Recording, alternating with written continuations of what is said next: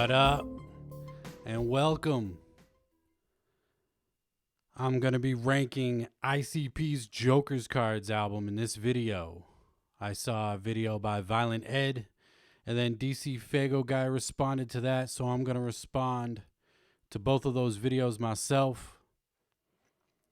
I'm going to be ranking the Jokers cards from my least favorite to my most favorite. If you follow me on Twitter, Instagram, anything like that, listen to my podcast, you probably have a good idea of what I'm a fan of, what I'm not. But let's get right into it. My least favorite Jokers card, The Missing Link Lost. I do not like this album at all. I think there's 2 songs on here that I like. Maybe 3. I've listened to it maybe a handful of times, maybe 5-10 times, something like that. I am not a fan of this album at all. Can't quote one lyric from it. Anything. By far my least favorite Jokers card from ICP, The Missing Link Lost. And really, I was going to combine both Missing Link albums into one, but they are separate Jokers cards. Separate albums, I should say. Completely different music on both albums. So I had to rank it. This is my second least favorite Jokers card. Again, I like probably 3 or 4 songs on this one versus 2 or 3 on Lost. Missing Link Found. Again, I can't quote any lyrics from this album. I'm not a fan of either of these albums at all. Just don't like them. From the first time I heard them to the last time I forced myself to listen through it, just not a fan of the Missing Link albums. You could throw Lost in there. I mean, the outtakes in there as well. Not a fan of those albums at all. Up next in my list of least favorite to favorite Jokers cards, Hell's Pit. Bottom of my list. Again, not a big fan of this album. I think this album would have made a good EP. There's a good solid 7-8 songs on here. I don't hate this album. I can listen through this album and not hate it, but I'm not going to enjoy it, if that makes any sense. But there's some dope songs on here. Walk Into the Darkness, Suicide Hotline, Truly Alone, The Night of the 44. I've never considered this a Jokers card. Really, the 6 ended with the Wraithshangrila. I've never really considered this album a Jokers card. It would have been a solid EP. But a lot of filler on this album. The Wraith, Hell's Pit. Up next, the brand new Fearless Fred Fury. I like this album. From this point out, I like all the albums. The only albums I really don't enjoy are The Missing Link, Lost and Found, and Hell's Pit. But from here on out, I like every album I'm going to talk about. Fearless Fred Fury, the brand new album that just came out not even a month ago. I just put up my review of it on my podcast. If you ain't heard it, go listen to it. I broke it down track by track. I think Fury is the best song on this album, followed by Shimmer. Shimmer will go down as one of the best storytelling songs from ICP. Solid effort from the Clowns. I really like Fearless Fred Fury a lot. Up next on my list. Now, I always thought I liked this album more than I thought, but a couple weeks back I went and listened to it, and there's actually a couple songs I skip on it. But overall, I really enjoy this album. Bang, Pow, Boom. Now, I have the red, green, and blue versions, but I figure I'd just show off the Nuclear Edition. I really like this album. Solid effort. This was the first Joker's card of the second deck. I went into it thinking, why are they doing another deck of cards? Why are they doing Joker's cards? They're kind of tainting the legacy.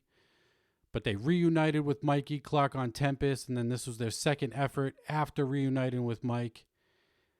And this one, they knocked it out of the park. This is the clown sound brought back to life. In Your Face, To Catch a Predator, Fawn's Pond, classic. I love Fawn's Pond. Juggalo Island, that song gets a lot of hate, but I love Juggalo Island. This is a solid album.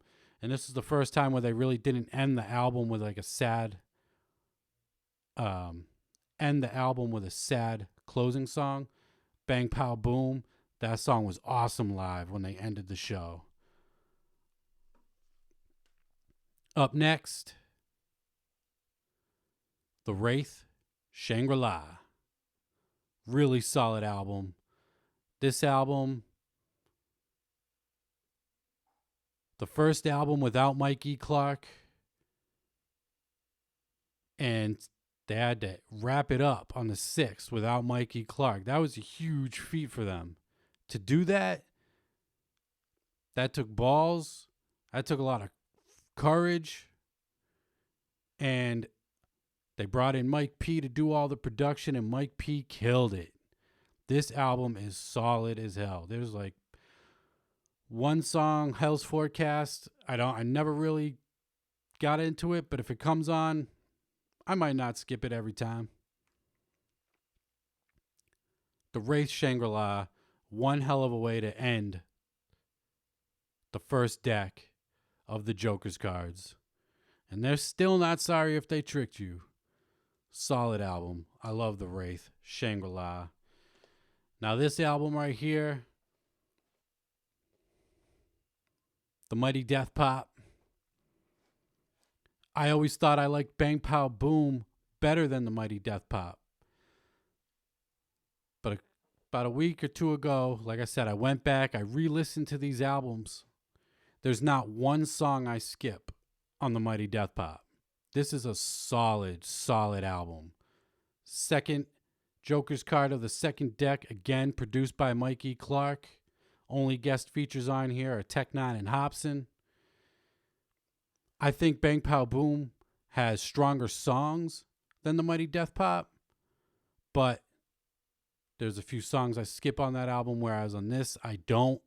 And there's some really good songs on here. Night of the Chainsaw, Bazooka Joey, Hater to Death, Ghetto Rainbows. That's another one like Juggalo Island. Where's God?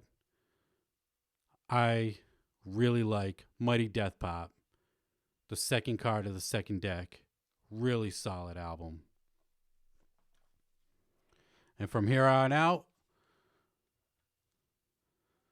my top 5 albums, 5 Joker's cards are from the first deck. So coming in at number 5, Carnival of Carnage. I see, and I know a lot of people will put this at the bottom of their list only because it sounds dated. The sounds they use, you could definitely tell it was recorded in 1992. But this album is solid front to back. The top 5 albums are classics, perfect, nothing wrong with any of the albums, including Carnival of Carnage. You got The Juggler, Wizard of the Hood, classic, Guts on the Ceiling, Night of the Axe, Never Had It Made, and Taste. Like, so many good songs on this album. Love Carnival of Carnage. Coming in at number 5. Super solid album. I still bump this all the time. Coming in at number 4 on my list. The Amazing Jekyll Brothers, Jake and Jack Jekyll. I remember when this album came out, I hopped on as a fan, as a juggalo of ICP, late 97, 90, early 98, somewhere around there.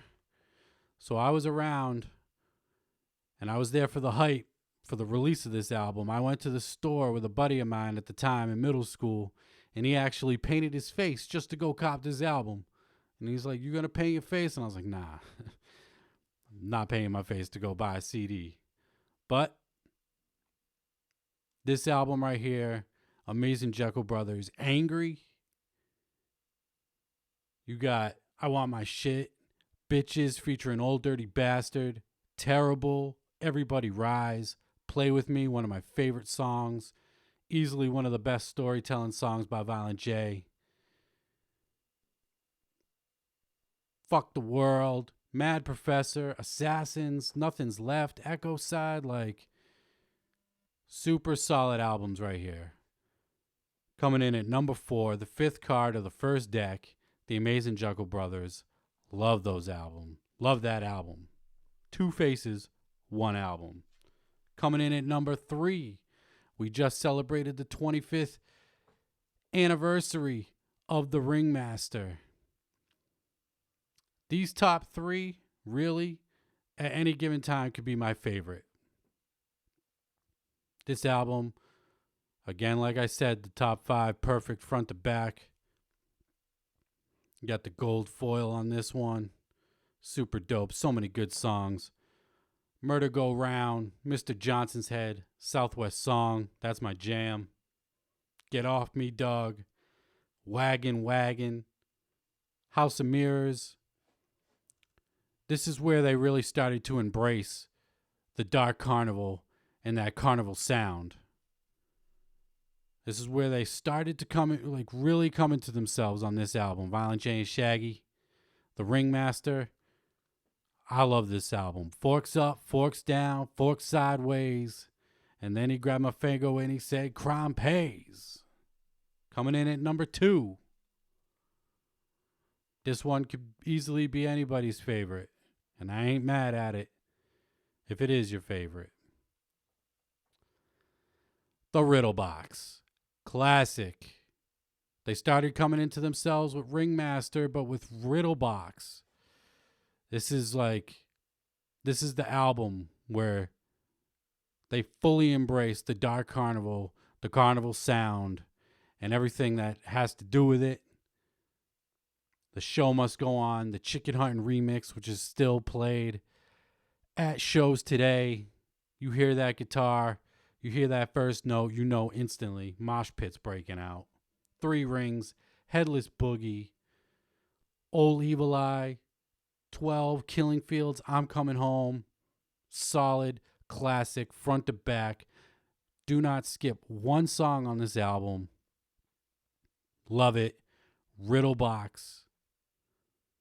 Came out in 95. Super solid album. Now that leaves only one album left. This is the album I hopped on board for. The Great Malenko. I own about, I think, 13 different variations of the Great Malenko. I have all the regular colors. I have both Hollywood and Island Records versions. I got both Hollywood and Island Gold. This is my sealed Hollywood Gold copy. I have promo copies, cassettes, the vinyl. I love the Great Malenko. In my opinion, the Great Malenko is their best record, best produced album, best written album, just everything, front to back. One of my favorite albums ever. Not even just Jokers Cards, but top 5 albums ever. I love this album. Hocus Pocus, How Many Times, Southwest Voodoo, Halls of Illusions, House of Horrors, Down with the Clown, Just Like That, Pass Me By, Great Malenko. Their best produced album. Like, just perfection, front to back. Love this album. Number 1 in my opinion the Great Malenko. And that's it. That's going to wrap up my video. I appreciate you tuning in. If you'd like, you can give the video a like. Hit the subscribe button if you ain't subscribed. Thank you for tuning in. I'm Rombone up beneath the dirt. And that's my ranking. I'm out. Peace.